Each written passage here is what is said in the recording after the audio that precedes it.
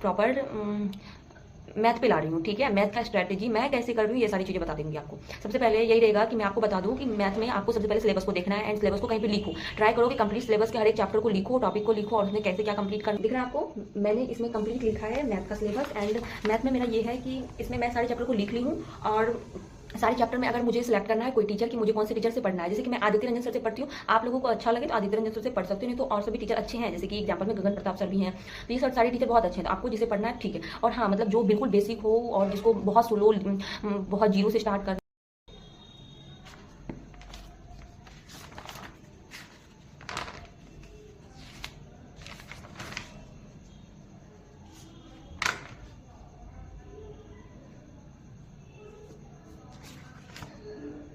बहुत अच्छे हैं ये बेसिक के लिए।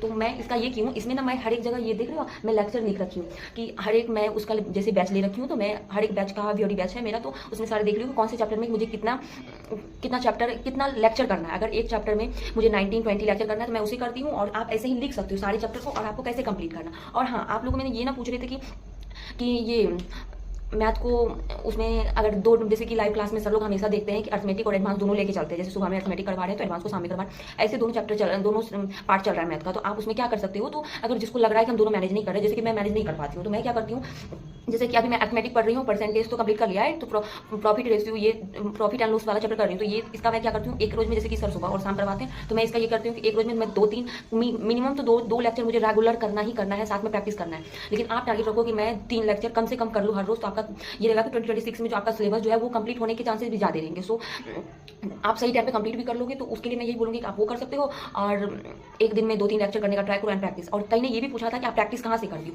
तो हम तो बिगनर के लिए बात करूँगी, क्योंकि मेरा सिलेबस अभी कंप्लीट नहीं हुआ है। तो जो भी बिगनर है तो उसके लिए देखो, अभी मैं आदित्य रंजन सर से पढ़ती हूँ, जो भी आदित्य रंजन सर से पढ़ना चाह रहा है तो उसके लिए टाइप वाइज जो मैथ है, जो भी अगर बिगनर है जिसका सिलेबस कंप्लीट नहीं हो रखा है, तो उसके लिए ये है कि आप मैथ लो और मैथ में कंप्लीट करना स्टार्ट करो। और जो भी चैप्टर पढ़ोगे उसमें जो भी चैप्टर पढ़ोगे, तो जैसे बेसिक टॉपिक हो गया तो बेसिक टॉपिक के 10-15 क्वेश्चन इस बुक से लगा लो। आपको ये रहेगा कि 2 लेक्चर की उसमें जो भी क्वेश्चन है उसके अनुसार इस बुक से लगाओगे, तो आपको ये रहेगा प्रैक्टिस करने के लिए मिल गया, तो काफी ज्यादा बेनिफिट हो जाएगा इस बुक के लिए। तो मैं इसी बुक से प्रैक्टिस करती हूँ, ठीक है।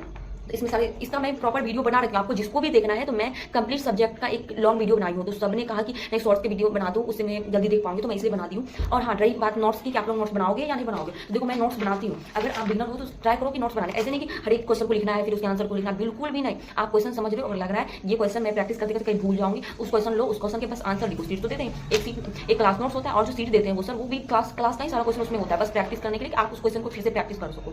तो हाँ, वो कर लेना। तो इसमें नोट्स जो मैं बना रही हूँ ना, बेसिकली देख सकते हो आप, दिख रहा है, हाँ शायद दिख रहा है। तो मैं जो नोट्स बनाती हूँ तो वो मैं यही करती हूँ कि मुझे जो इंपॉर्टेंट लगता है या फिर हर एक क्वेश्चन को लिखने